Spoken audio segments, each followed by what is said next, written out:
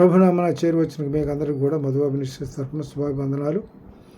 యోహాను సువార్త 4:26 ప్రకారం దేవుడు ఆత్మ కనుక ఆయన ఆరాధించేవాళ్ళం, ఆత్మతోనూ సత్యంతోనూ ఆరాధించుకున్నాం. ఇవాళ పాఠ్యాంశం ఏంటంటే యాకోబు రాసిన పత్రిక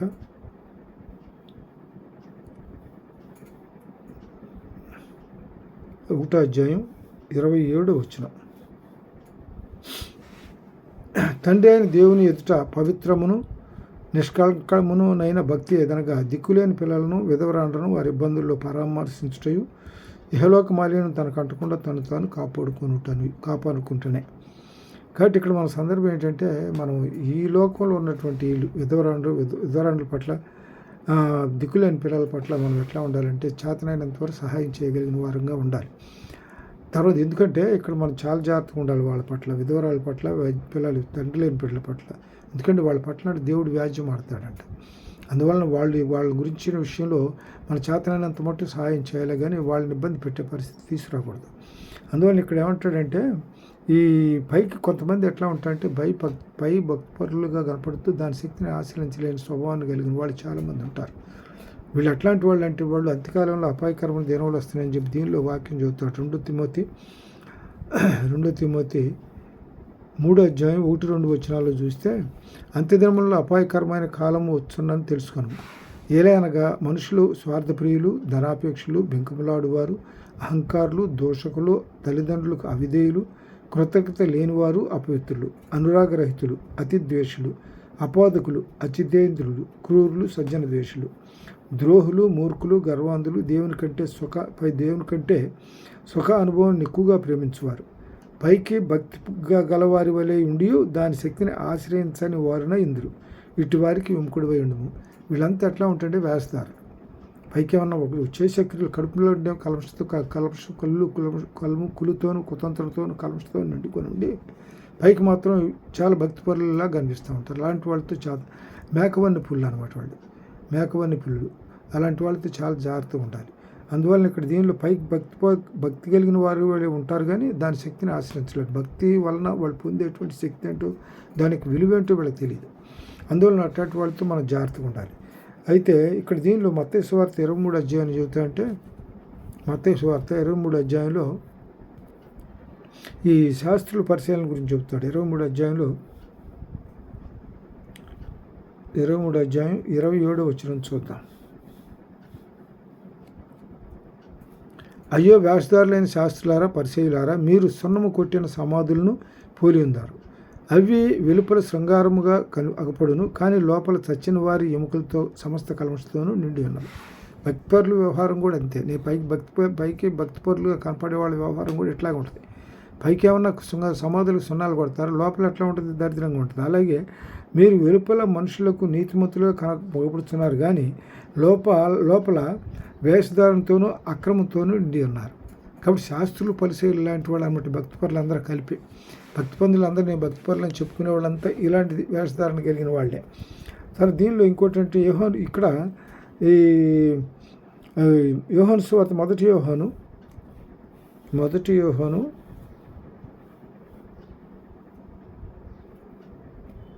2:15-17 చూస్తే, 2:15 నుంచి 17 చూస్తే, ఈ లోకమునైనను లోకములో ఉన్నట్టునైనా ప్రేమింపడి ఎవడైనా లోకమును ప్రేమించిన తండ్రి ప్రేమ వానిలో ఉండదు.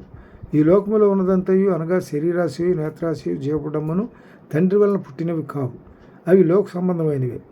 లోకమును దాని ఆశ గతించిపోతున్నది, కానీ దేవుని చిత్తము జరిగించేవాడు నిరంతరము నిరల్చను. ఈ లోకంలో అంతా కూడా శరీరాశ, నేత్రాశ, జీవపుడమ్మ. అందువలన ఈ లోకంలో దాన్ని మనం ఆశ్రయించకూడదు. లోకంలో దేన్ని కూడా ఆశించకూడదు. శరీరాశ అంటే ఇక్కడ దీనిలో చిన్న విషయం చూద్దాం. ఈ ఆదికాండం 6:2 చూస్తే, ఆదికాండం 6:2 చూస్తే, ఆదికాండం 6:2 దేవుని కుమారులు నరుల కుమార్తెలు చక్కని వారని చూచి వారందరిలో తమకు మనస్సు వచ్చిన స్త్రీలను వివాహం చేసుకుంటారు. ఇది శరీరాశ, నేత్రాశ. వాళ్ళకి మనసుగా నచ్చిన వాళ్ళు చేసుకుంటారు. అక్కడ దీనిలో ఆదికాండంలో 6 చెబుతాడు. దేవుని కుమారులు, అది దేవునికి నరుల కుమార్తెలు వీళ్ళు వివాహాలు చేసుకుంటారు. ఇందులో ఎట్లా ఉంటారని వాళ్ళు నచ్చిన వాళ్ళని చేసుకుంటూ ఉంటారు. అప్పుడు యెహోవా ఆత్మ నరులతో ఎల్లప్పుడూ వాదించదు. వారు తమ అక్రమ విషయాల్లో నరమాతృలమై ఉన్నారు. అయినను వారి దినములు 125 ఏండ్లగునను. కాబట్టి అక్కడ ఎట్లా ఉంటారంటే వీళ్ళంతా కూడా ఈ శరీరాశి లాంటిది అది. ఇంకోటి ఏంటంటే ఇంకొక ఉదాహరణ ఏంటంటే సంఖ్యాకాండం 11 నేత్రాశి శరీరాశికి సంబంధించి సంఖ్యాకాండం 11 అధ్యాయం 34 వచ్చిన 11 అధ్యాయం 34లో వచ్చిన చూస్తే మాంసాపేక్ష గల వారిని జనులు అక్కడ పాతిపెట్టినందున ఆ స్థలమును కిబ్రోతు హత్తావా అని పేరు పెట్టారు. ఇక్కడ సందర్భం ఏంటంటే ఇక్కడ వీళ్ళు ఎక్కువ ఇక్కడ బానిసతత్వం ఐగుప్తులోంచి బానిసలుగా బయలుదేరి బయటకు వచ్చిన తర్వాత అరణ్యంలో ప్రయాణం చేస్తుంటే ప్రయాణ మార్గంలో దేవుడు వీళ్ళకి ఆహారంగా మన్నాని ఇస్తాడు. మన్నాని ఇస్తే తృప్తి చెందడం కాకుండా వీళ్ళకి మాంసం కావాలని కోరుకుంటారు. మాంసం కావాలంటే దానికి ఏమైనా మోషే దగ్గర సణుగుతూ ఉంటే మోషే దేవుడిని అడుగుతాడు. దేవుడు ఏం చేస్తాడంటే పూరేళ్ళని కులిపిస్తాడు. అంటే మాంసాపేక్ష కలిగిన వాళ్ళుగా ఉంటారు వాళ్ళు. మాంసాపేక్ష కలిగిన వాళ్ళుగా ఉంటారు వాళ్ళు. అందువలన 11:34 వచనంలో ఏం చెప్తారంటే వాళ్ళు మాంసాపేక్ష గల వారిని జనులు అక్కడ పాతిపెట్టినందున ఆ స్థలంలో కిబ్రోతు హత్తావా అని పేరు పెట్టబడింది.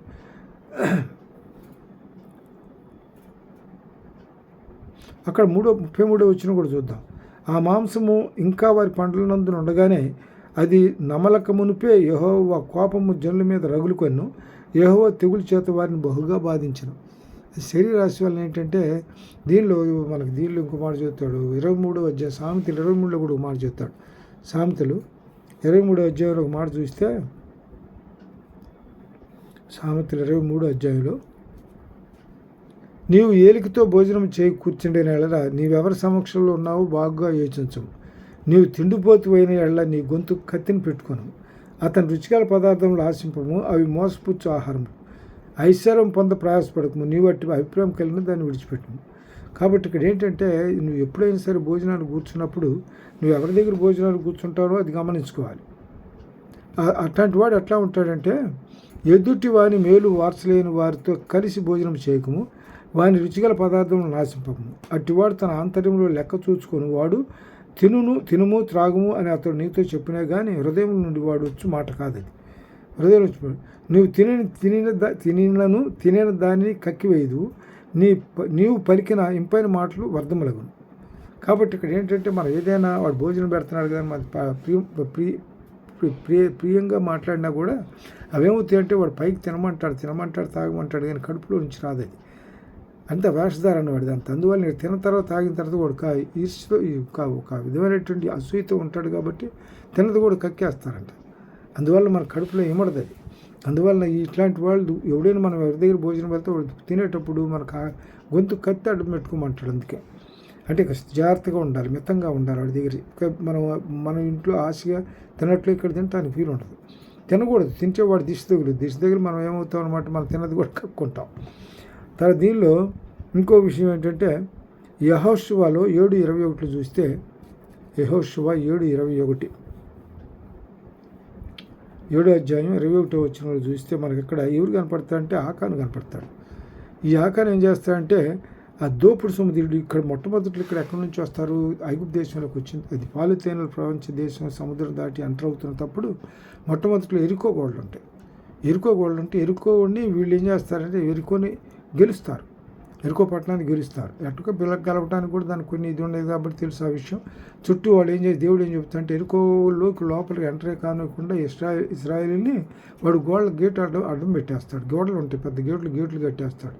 అయితే వీళ్ళు ఏం చేస్తారు, లోపలికి రానివ్వకుండా అడ్డుపడుతుంటే దేవుని వేడుకుంటే దేవుడు ఏం చేస్తాడంటే రోజు ఒకసారి ఎరుకో చుట్టూ తిరగమంటాడు.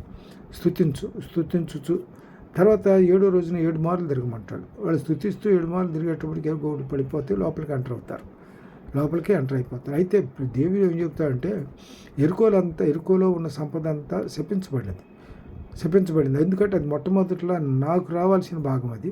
కాబట్టి దాన్ని మీరు దేవుడు అంటుకోవద్దని చెప్తాడు. అయితే ఇక్కడ ఆకాన్ ఏం చేస్తాడంటే అందులో గెలిచిన తర్వాత అక్కడ ఏం చేస్తాడంటే దోపుడు సొమ్ములో ఒక మంచి షేనార్ పై వస్త్రమును 200 తులములు వెండిని 50 తులం ఎత్తుగల బంగారు కమ్మిని నేను చూసి వాటిని ఆశించి తీసుకోండి.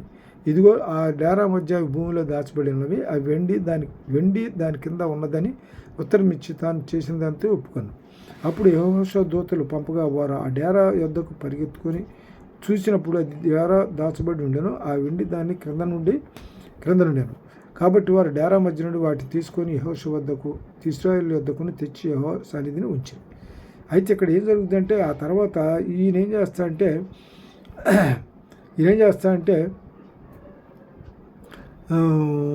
చేసింది దేవుడు కాదన్న చేయొద్దని పని చేశాడు కదా. అందుకని అప్పుడు ఏమంటారు 25వ వచనంలో, యెహోషువ నువ్వు వేల మమ్మను బాధపరిచితివి, నేడు యెహోవా నిన్ను బాధపరచును అనగా ఇజ్రాయేల్ అందరూ అతను రాళ్లతో చావగొట్టిరి. వారిని రాళ్లతో కొట్టిన తర్వాత అగ్ని చేత కాల్చి వారి మీద రాళ్లను పెద్ద కుప్పలుగా వేసిరి. అది నేటి వరకు ఉన్నది. అప్పుడు యెహోవా కోపోద్రేకం విడినవాడై మళ్ళుకొను. అందుచేత నేటికి ఆ లోయకి ఏమన్నా ఆకూరలు అంటే బాధలో అని పెడతారు. అంటే ఇక్కడ ఏమవుతాడన్నమాట, దేవుని మాటను ధిక్కరించినందువల్ల ఏమవుతాడు, శాపగ్రస్తులు అవుతాడు. అని వాళ్ళ ఫ్యామిలీ మొత్తం వాళ్ళ సంపద అంతా కూడా ఆకూరలో పడేసేసి కాల్చేసి చంపేస్తారు. సరే అట్లా జరుగుద్ది అనమాట. అందువలన ఇది శరీరాశ. చిన్నటికి ఆశపడకూడదు, కకృతి పడకూడదు. మనం దేవుని మాటకు లోబడాలి. దేవుడు ఏది చెప్తే అదే చేయాలి. కానీ దేవుని చిత్తానికి భిన్నంగా మనం ఏది చేసినా కూడా శాపగ్రస్తులు అవుతాం. దీనిలో ఇర్మియా 48:10 ఏమంటాడంటే, దేవుని కార్యాలంటే అశ్రద్ధ చేస్తానంటే శాపగ్రస్తులు అవుతారంట. దేవుని కార్యాలు అశ్రద్ధకి చేస్తే శాపగ్రస్తులు అవుతారు. అందువలన దేవుని కార్యాల విషయంలో చాలా జాగ్రత్తగా ఉండాలి, చాలా జాగ్రత్తగా. అందుకని ఆకానుకు శపింపబడి జీవితం పోగొట్టుకున్న దాని కారణంగా దేవుని వాక్యానికి విధేయుడు కాకపోవటం వల్లే కదా. తర్వాత దీనిలో ఇంకోటి ఏంటంటే యాకోబు 4:4 చూద్దాం. యాకోబు రాసిన పత్రం 4:4 అధ్యాయంలో 4 వచనం, 4 అధ్యాయం 4 వచనంలో, వ్యభిచారులారా, ఈ లోక స్నేహము దేవునితో వైరమని మీరు ఎరుగురా. కాబట్టి ఎవడు ఈ లోకమునకు స్నేహం చేయగోరునో వాడు దేవునికి శత్రువు.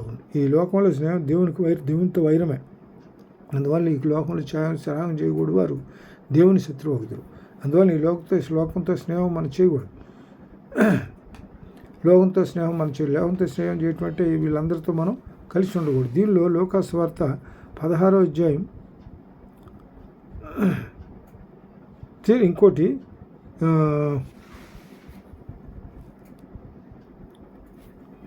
రోమీయులు రాసిన పత్రిక 8వ అధ్యాయం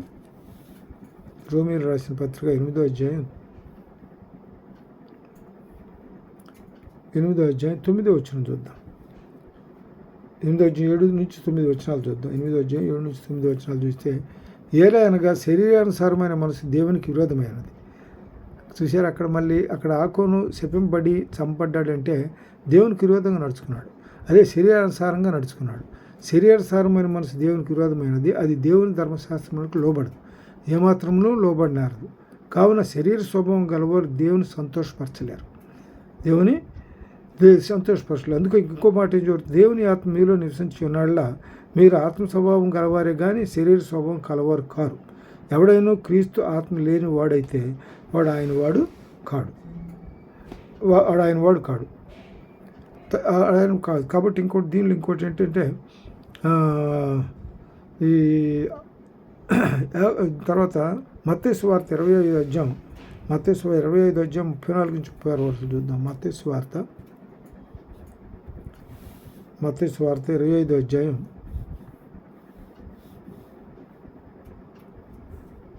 34 నుంచి చూద్దాం. ఇక్కడ సందర్భం ఏంటంటే, వీళ్ళని దేవుడు ఏం చేస్తాడంటే వీళ్ళని వేరు చేస్తాడు. ఎవరినంటే దీనిలో చూద్దాం.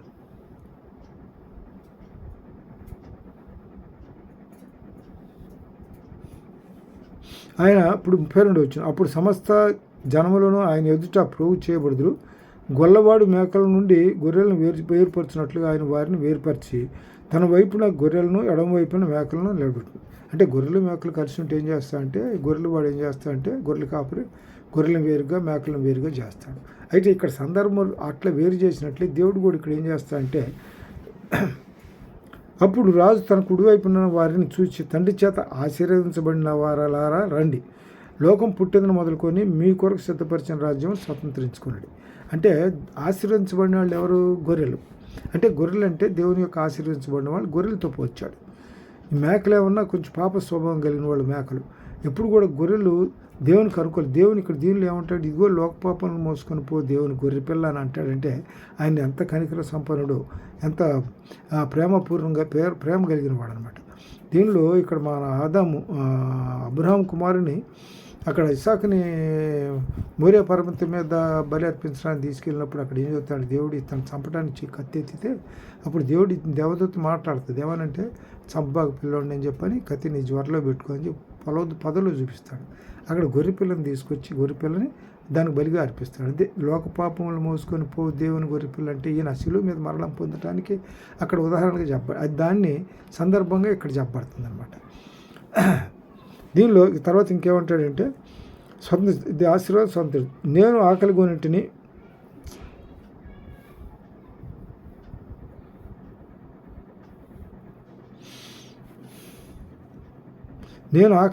ఆకలి గొంటిని మీరు నాకు భోజనం పెట్టితిరి, దప్పి గొంటిని నాకు దాహం ఇచ్చిరి, పరదేశిన ఇంటిని నన్ను చేర్చుకుంటురి, దిగంబరిన ఇంటిని నాకు బట్టలు ఇచ్చితిరి, రోగిన ఇంటిని నన్ను చూడవచ్చితిరి, సరసాల్లో ఉంటిని నా యొద్దకు వచ్చితిరని చెప్పాను.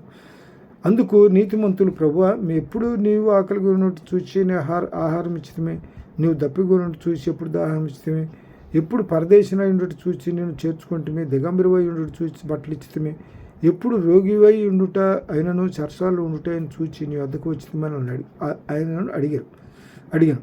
అందుకు రాజు మిక్కిలి అల్పులైన నా సహోదరులు ఒకరికి మీరు చేసితిరి కనుక నాకు చేస్తారని నిశ్చయంగా మీతో చెప్పుతున్నాను. అంటే ఇక్కడ మనం ఎట్లా ఉండాలంటే తండ్రి లేని బిడ్డల పట్ల విధవరాల పట్ల మనం ఈ విధమైనటువంటి సహాయం కలిగి ఉండాలి, సహకారులంగా ఉండాలి. ఏ విధంగా సహకారులు ఉండాలి, వాళ్ళు ఏంటి ఆపదలో ఉన్నప్పుడు అవసరాలతో ఉన్నప్పుడు ఆ చేతనైనంత వాళ్ళ అవసరాలకు మనం ఆదుకోవాలి. కానీ మనం వేరే అన్నిదా మనం దాన్ని తీసుకోకూడదు. ఈ లోక మాలిన్యం అంటకుండా జాగ్రత్తగా వాళ్ళ పట్ల మనం శ్రద్ధ కలిగి ఉండాలి. తర్వాత ఇంకోటి ఏంటంటే రోమిలు రాసిన పత్రిక 12వ అధ్యాయం, రోమిలు రాసిన పత్రిక 12వ అధ్యాయం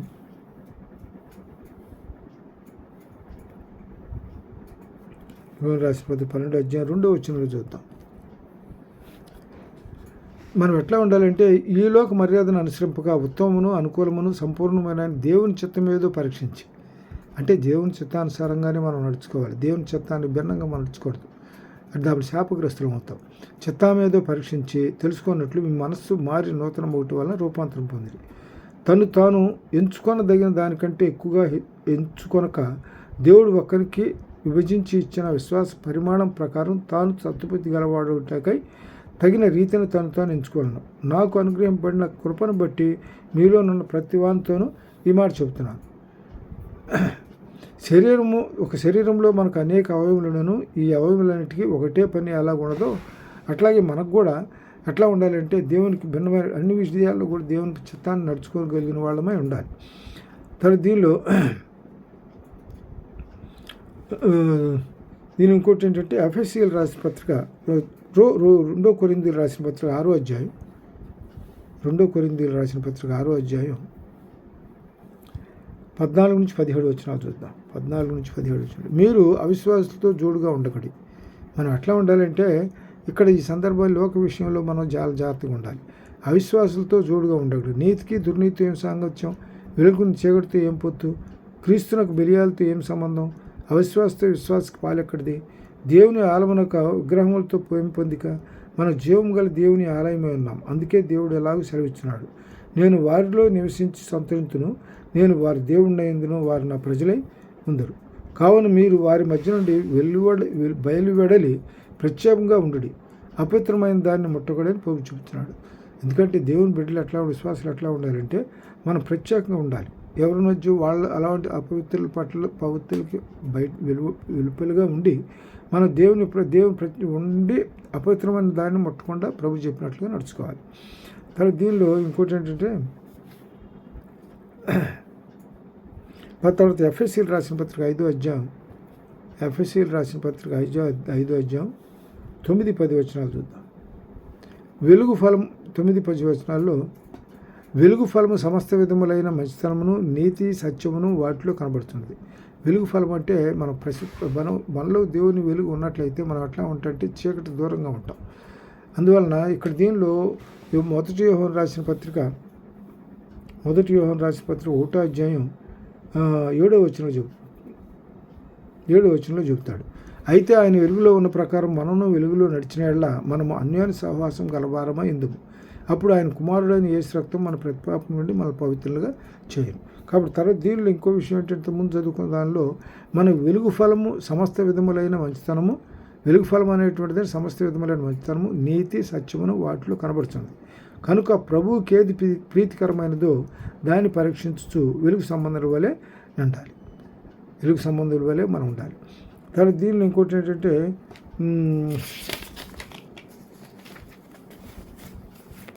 1 యోహాను 5:17 కూడా చూసినట్లయితే, మొదటి యోహాను 5:17 5వ అధ్యాయం 17వ వచనంలో, దేవుని మూలంగా పుట్టి ఉన్నవాడు ఎవడనూ పాపం చేయడని ఎరుగుదుము. కాబట్టి ఇప్పుడు కూడా దేవుని చిత్తానుసారంగా నడుచుకునేవాడు ఎట్లా ఉంటాడంటే, దేవుని మూలంగా పుట్టినవాడు ఎవడను పాపం చేయడని ఎరుగుదుము. దేవుని మూలంగా పుట్టినవాడు తన్ను భద్రం చేసుకొను గనుక దుష్టుడు వాడిని ముట్టదు. మనం దేవుని సంబంధులు మరియు లోకమంతయు దుష్టుని యందు ఉన్నాడని ఎరుగుదాము. మనం సత్యవంతుడైన వారిని ఎరుగవలనని దేవుని కుమారుడు వచ్చి మనకు వివేకం అనుగ్రహించున్నాడని ఎరుగుదాము. కనుక మనము దేవుని కుమారుడైన యేసుక్రీస్తు ఉన్న వారమై సత్యవంతుని ఎందున్నాము. ఆయనే నిజమైన దేవుడని నిత్య జీవం గలవాడై ఉన్నాడు. కాబట్టి మనం ఎట్లా అంటే, చిన్నపిల్లలు విగ్రహముల జోలికి పోకుండా జాగ్రత్తగా ఉండాలి. విగ్రహాలు ఏదంటే విగ్రహారాధన అంటే మిగతా విషయాలు పాప భూయిష్టమైనటువంటి విషయాల జోలికి మనం పోకూడదు. ఎందుకంటే మనం దేవుని బిడ్డలం కదా. తర్వాత దీనిలో యాకోబు రాసిన పత్రిక 4వ అధ్యాయం 7-10 వచనాల్లో, యాకోబు రాసిన పత్రిక 4వ అధ్యాయం 7-10 వచనాలు చూద్దాం. 7వ అధ్యాయం 7వ వచనం. కాబట్టి దేవునికి లోబడి ఉండి అపవాదిని ఎదిరించడి, అప్పుడు వాడు మీ యొద్ద నుండి పారిపోను. దేవుని వద్దకు రండి, అప్పుడు ఆయన మీ వద్దకు వచ్చును. పాపులారా మీ చేతులను శుభ్రం చేసుకోండి, ద్విమనస్కులారా మీ హృదయమును పరిశుద్ధపరచుకోండి. వ్యాకులు పడి దుఃఖపడి ఏడువుడి, మీ నవ్వును దుఃఖమునకును మీ ఆనందమైన చింతకును మార్చుకోండి. ప్రభు దృష్టికి మిమ్మల్ని మీరు తగ్గించుకోండి, అప్పుడు ఆయన మిమ్మల్ని హెచ్చించండి. ప్రభు దృష్టికి ఎట్లా ఉండాలో మనం తగ్గించుకోవాలి, అప్పుడు మనల్ని తాను తగ్గించుకున్నవాడు హెచ్చించబడి చెప్పి దీనిలో వాక్యం చెబుతుంది కదా. కాబట్టి మనం ఎప్పుడు కూడా ప్రభు దృష్టికి మనం తగ్గించుకోవాలి, అప్పుడు మనల్ని హెచ్చిస్తాడు ఆయన. కాబట్టి ఇక్కడ ఈ విషయాలు ఎట్లా ఉండాలంటే, పేదల పక్షంగా మనం దేవుని యొక్క ఈ చిత్తపు చొప్పున మనం పేదల పక్షం బిడ్డల అంటే తండ్రి లేని బిడ్డల పట్ల, విధవరాల పట్ల మనం ఇప్పుడు మనం చెప్పుకున్న అంశాలకు లోబడి నడుచుకోవాలి. అప్పుడు దేవుని ప్రీతికరంగా ఉంటాం. దేవుని ప్రీతికరంగా ఉన్న వాళ్ళనంట వాళ్ళ శత్రువులు కూడా మిత్రులుగా చేస్తాడంట దేవుడు. దేవుని ప్రీతికరంగా ఉంటే ఆయన శత్రువులను కూడా మిత్రులుగా చేస్తాడని దీని సామెతల్లో చెప్తాడు మనకి. తర్వాత ఇక్కడ 1 యోహాను 3వ అధ్యాయం 16-20 వచనాలు చూద్దాం. 1 యోహాను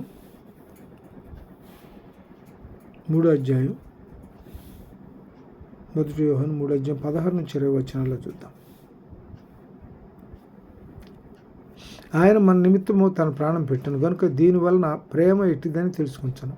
అంటే దేవుడు మనల్ని ప్రేమిస్తున్నాడు, మనం కూడా మనం ప్రేమించబద్దులో విన్నాం కదా. మన సహోదరులు మనం కూడా ప్రేమించాలి. అందుకని ఇక్కడ ప్రేమను గురించి దేవుడు చెబుతున్నాడు. ఆయన మనం నిమిత్తము తన ప్రాణమును పెట్టాను కనుక దీనివల్ల ప్రేమ ఎట్టిదనేది తెలుసుకుంటున్నాము. మనము కూడా సహోదరుల నిమిత్తం తన ప్రాణములను పెట్టబద్దులమై ఉన్నాం.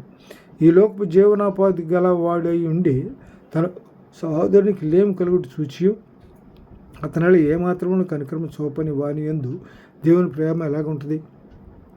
సహోదరుని పట్ల ప్రేమ లేకపోతే నీకు దేవుని ప్రేమ ఎట్లా తెలియదు కదా. చిన్నపిల్లలారా, మాటతోనూ నాలుగుతోనూ కాక క్రియతోనూ సత్యంతోనూ ప్రేమిస్తాడు. అంటే క్రియ అనేటువంటిది విశ్వాసం లేకుండా, క్రియలు లేని విశ్వాసం మృతం అంట. క్రియలు లేని విశ్వాసం. అందుకని మన క్రియ ఎట్లా ఉండాలంటే, పిల్లల క్రియతో సత్యంతోనూ ప్రేమిస్తాము. క్రియ కలిగి ఉండాలి. ప్రేమించడం అనేది సత్యంతో ప్రేమించడం అంటే క్రియతో ఉండాలి, క్రియారూపంగా ఉండాలి. అంటే వారికి అవసరాల్లో మనం సహాయపడుతుండాలి, ఇబ్బందుల్లో మనం సహాయపడుతుంది. వారిని సహోదరులుగా మనం జాగ్రత్తగా అన్ని విషయాల్లో కనిపెట్టుకుని ఉండగలగాలి. తర్వాత ఇందువల్ల మనం సత్య సంబంధులమని ఎరుగుదాము. దేవుడు మన హృదయం కంటే అధికుడై సమస్తమును ఎరిగి ఉన్నాడు కనుక మన హృదయము ఏ విషయంలో మన యందు దోషారోపణ చేయునో ఆ విషయంలో ఆయన ఎదుట మన హృదయములను సమ్మతిపరచుకుందాం. మనలో ఏదైనా మనం కొన్ని లోపభూయిష్టమైనటువంటి ఆలోచన క్రియలు మనలో ఉంటాయి. అవి ఎట్లాంటివి అంటే దోషపూరితమైనటువంటి అలాంటి వాటిని మనలో నుంచి తీసేసుకోవాలి. అంటే మన జనరల్గా ఏం చేస్తామంటే మనలో క్రోధం ఎక్కువగా ఉంటుంది. కామ, క్రోధ, లోభ, మోహ, మదవశ్చారాలు వీటిని అర్షడ్ వర్గాలు అంటారు. కాబట్టి అలాంటి వాటిని మనలో లేకుండా చూసుకోవాలి. అవి మనలో ఉంటే దేవునికి అది దోషపూరితమైనటువంటి, అందువల్ల వాటిని మనలో నుంచి తీసేసేయాలి. ఆ విషయంలో ఆయన ఎదుట మనం హృదయంలో సమ్మతిపరుచుకుందాము. ప్రియులారా, మన హృదయం మన యందు దోషారోపణ చేయని ఎడల దేవుని ఎదుట ధైర్యం గలవారమో ఎందుకు. ఇది ఇక్కడ ఎట్లా ఉంటుంది, మనం తప్పు చేస్తే గిల్టీ ఫీలింగ్ ఉంటుంది మనసులో. కొంచెం గిల్టీ ఫీలింగ్తో మనం ఏంటంటే కొంచెం ఒక విధమైనటువంటి దీనిలో ఉంటాం, మన ప్రవర్తన డిఫరెంట్గా ఉంటుంది. అందువల్ల ప్రియులారా, మన హృదయం మన యందు దోషారోపణ చేయని ఎడల దేవుని ఎదుట ధైర్యం గలవారు మగుదుము. మనం ఆయన ఆజ్ఞలను గైకొనుచు ఆయన దృష్టికి ఇష్టమైనవి చేస్తున్నాము కనుక మనం ఏమి అడిగినో ఆయన వలన మనకు దొరకను. కాబట్టి ఆయనకి ప్రీతికరంగా ఉంటే మనం ఏది అడిగినా కూడా ఆయన నుంచి మనం పొందుకోగలుగుతాం. ఈ 1 యోహాను 5వ అధ్యాయం 13-14 వచనాలు కూడా చెబుతాడు. 1 యోహాను 5వ అధ్యాయం 13-15 కూడా చూద్దాం. 13 అధ్యాయం 13 వచనం. ఆయన్ని బట్టి మనకు కలిగిన ధైర్యం ఏదనగా ఆయన చిత్తానుసారము మనం ఏది అడిగినో ఆయన మన మనవి ఆలకించున్నాను అనేదే. మనం ఏమి అడిగినో ఆయన మన మనవి ఆలకించునని మనం ఎరిగిన మనం ఆయన్ని వేడుకొని మనం కలిగినవని ఎరుగుతుంది. దీనిలో మత్తయి సువార్త 21-22 కూడా ఏం చెబుతాడంటే ఆయన మనం వేడుకుంటే తప్పనిసరి ముందు పొందుకున్నామని నమ్మాలి. మత్తయి సువార్తలో కూడా చెబుతుంది 21-22లో. మత్తయి సువార్త 21 అధ్యాయం 22వ వచనం.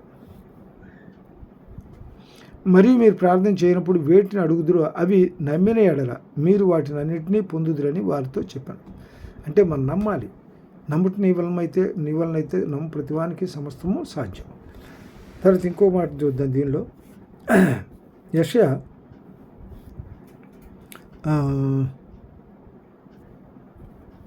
యోహాను సువార్త 3వ అధ్యాయంలో 16వ వచనంలో ఆయన మనల్ని ప్రేమిస్తున్నాడు అంటే దేవుడు మనల్ని 3వ అధ్యాయం 16వ వచనంలో దేవుడు మనల్ని ఎంతగానో ప్రేమిస్తున్నాడు. 3వ అధ్యాయం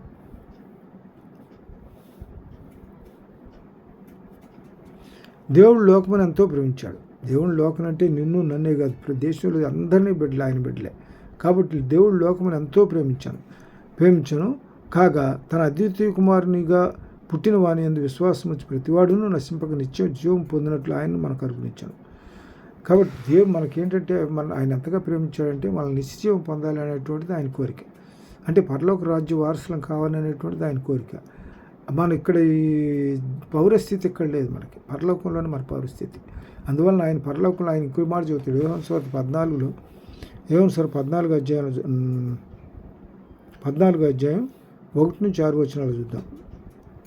మీ హృదయములు కలవరపడనీయుకుడి, దేవుని యందు విశ్వాసముంచున్నారు, నా యందును విశ్వాసముంచుడి.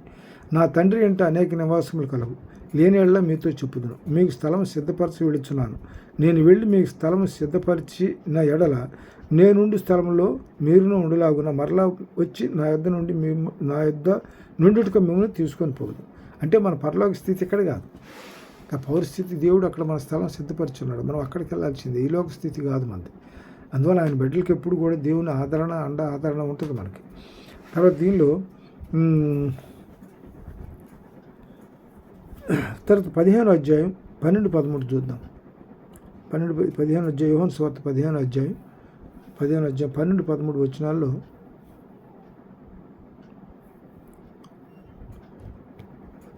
నేను మిమ్మల్ని ప్రేమించిన ప్రకారం మీరు ఒకరినొకడు ప్రేమించవలనట్టే నా ఆజ్ఞ. అంటే నిన్ను వలె నీ పొరుగువాని ప్రేమించము.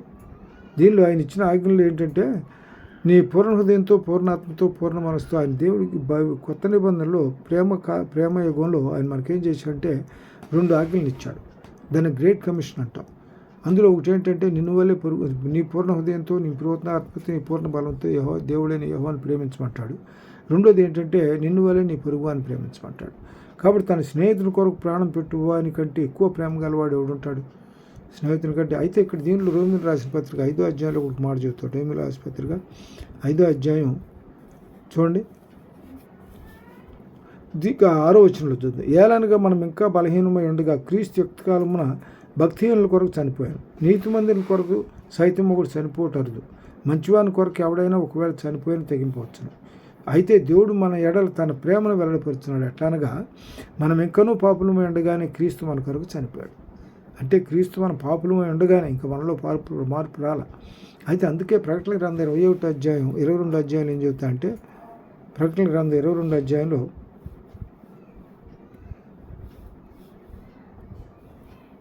22 అధ్యాయం 15వ వచనం చూడండి.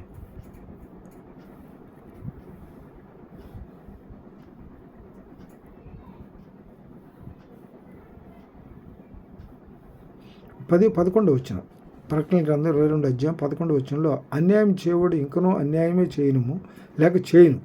అన్యాయం చేసేవాడు ఇంకా అన్యాయం చేయను అంటే వాడు చేస్తానే ఉంటాడు, అన్యాయం చేయను.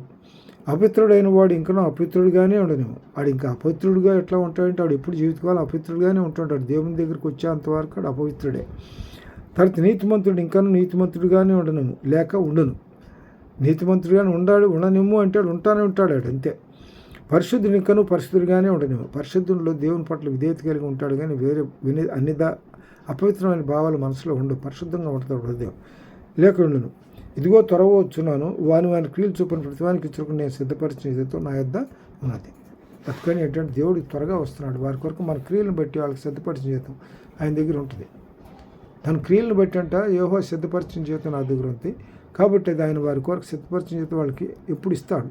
ఆయన ఎప్పుడు కూడా కాదు, మన క్రియలను బట్టి వాళ్ళకి ఫలితాలను ఇస్తాడు, ఆయన ప్రతిఫలాన్ని ఇస్తాడు.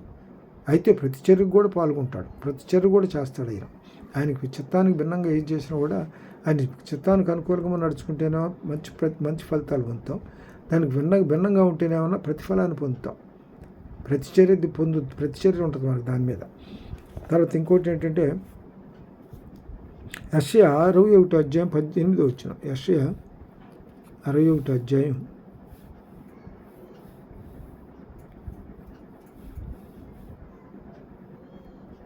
8 వచనంలో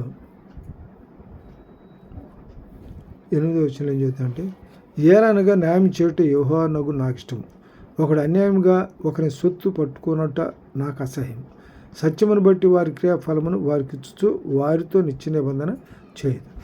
కాబట్టి ఆయన సత్యాన్ని బట్టి ఏం చేస్తాడంటే నిత్య నిబంధన. ఆయన నిబంధన సత్యంగా తన ఏళ్ళ యథార్థంగా తన ఏళ్ళ యథార్థంగా ప్రవర్తించు వారి పట్ల అంట ఆయనకు అందరూ శ్లోకమంతా సంచరిస్తుందంట.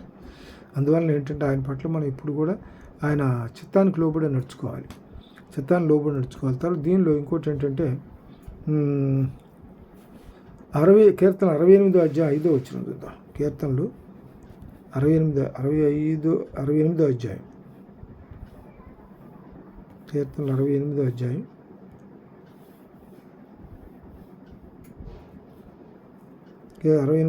5 వచనం. తన పరిశుద్ధాలయం ముందు దేవుడు తండ్రి లేని వారికి తండ్రియు విధవరాండ్రకు న్యాయకర్తగా ఉన్నాడు. దేవుడు ఏకాంగులను సంసారాలుగా చేయువాడు. ఆయన బంధింపబడిన వారిని విడిపించి వారి వర్ధిల్ల చేయువాడు. వారి విశ్వాసఘాతకులను నిర్జల దేశం ముందు నివసించదు. అక్కడ తన పరిశుద్ధాలయం ముందుండు దేవుడు తన తండ్రి లేని వారికి తండ్రియు విధవరాండ్రకు న్యాయకర్తగా ఉంటాడట. అందుకని ఏమంటాడు దేవుడు, తండ్రి లేని బిడ్డల పట్ల విధవరాల పట్ల వ్యాజ్యం ఆడతాడు. ఇక్కడ న్యాయకర్తగా అంటే వ్యాజ్యం ఆడతాడు. తర్వాత ఇంకోటి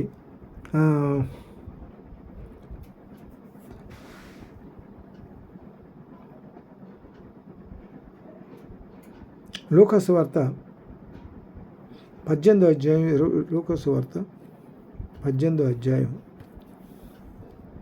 2-7 వచనాలు చూద్దాం. 18 2-7 వచనాలు. దేవుని భయపడకయు మనుషుల లక్ష్య పెట్టకయు ఒక న్యాయాధిపతి ఉదాహరణ అనమాట. దేవుని దగ్గర వేడుకున్నప్పుడు ఆయన మొరపెడితే దేవుడు తప్పనిసరిగా మన మొర ఆలకిస్తాడు. ఇందులో ఒక చిన్న సందర్భం ఒకటి. 3 స్నేహితులు ఉన్నారంట. ఒక స్నేహితుడు ఎక్కడి నుంచో రాత్రిపూట వస్తాడు. వచ్చి నాకు ఆకలిగా ఉంది, ఆహారం పెట్టమంటే వీడి దగ్గర లేదు. వీడేం చేస్తాను, మిత్రుడి దగ్గరికి వెళ్తాడు. మిత్రుడి దగ్గరికి వెళ్తే వాడి దగ్గరికి పోయి, ఇట్లా నా మిత్రుడు వచ్చాడు, వాడు తినడానికి ఈ సమయంలో నా దగ్గర ఏమి లేదు, వాడు ఆకలిగా ఉన్నాడు కాబట్టి నువ్వు ఏదైనా ఆహారం ఇవ్వమంటే, వాడు ఇప్పుడు నన్ను డిస్టర్బ్ చేయబాక నా పిల్లలతో పడుకొని ఉన్నారంటాడు. అయినా వీడు ఒకటి పదే అడిగితే వాడు ఏం చేస్తాడంటే వాడికి ఆహారం తీసుకొచ్చిస్తాడు. తీసుకొచ్చి మిత్రులు పెట్టుకుంటాడు. ఒక న్యాయాధిపతి విషయం కూడా అదే.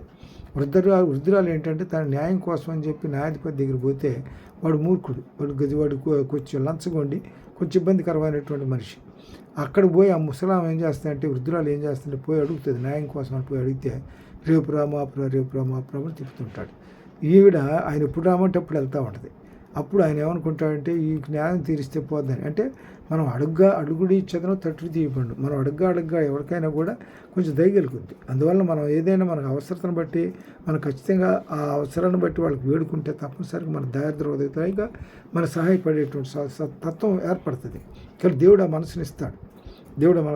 తర్వాత 119 కీర్తన 119 1-3 వచ్చినాలు చూద్దాం. కీర్తన 119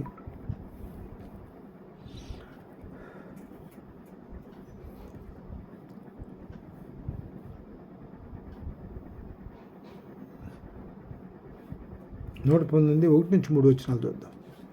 యెహోవా ధర్మశాస్త్రం నర్సించి నిర్దోషముగా నడుచుకున్న వారు ధన్యులు.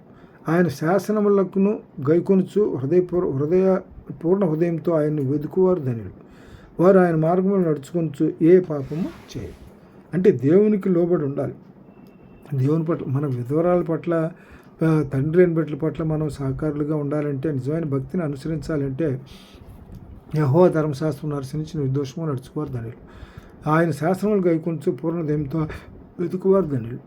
వారు ఆయన మార్గంలో నడుచుకొనుచు ఏ పాపము చేయకుండా ఉంటారు. కాబట్టి దేవుని దృష్టిలో ఏ పాపం చేయని వారుగా ఉండాలి.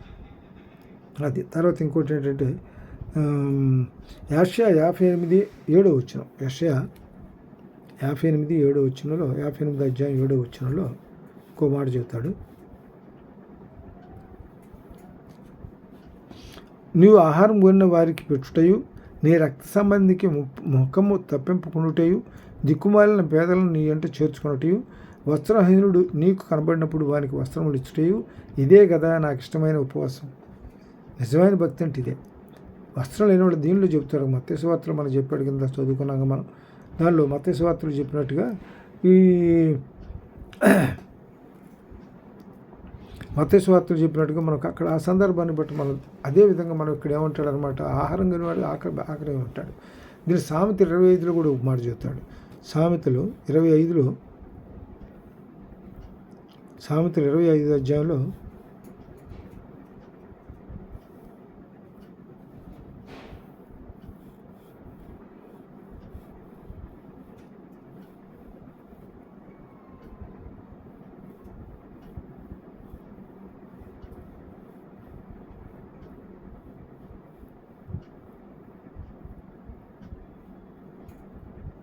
నీ 21 వచ్చిన చూద్దాం.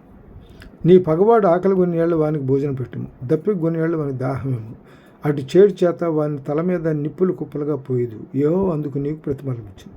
కాబట్టి ఇక్కడ ఏంటంటే పగవాడు పట్ల కూడా మనం ఎట్లా ఉండాలంటే ప్రేమ కలిగి ఉండాలి. పగవాడి పట్ల కూడా ప్రేమ కలిగి, వాడు ఆకలి అయితే అన్నం పెట్టమన్నాడు, దాహం అయితే దప్పికి దాహం ఇవ్వమన్నాడు. అప్పుడు ఏమవుతుందంటే వాడే రియలైజ్ అవుతాడు. రియలైజ్ అవటమే కాకుండా అంతకుముందు మన మీద ఉన్న కోపం కూడా వాళ్ళు పోయి మనతో ఎట్లా ఉంటుందో సఖ్యత కలిగి ఉంటాడు. అందుకని కొన్ని విషయాలు మనం ఏంటంటే మనం తగ్గించుకోవాలి. తర్వాత సామెతలు 3:27, 3:4 కూడా ఏం చెబుతాయంటే, సామెతలు 3వ అధ్యాయం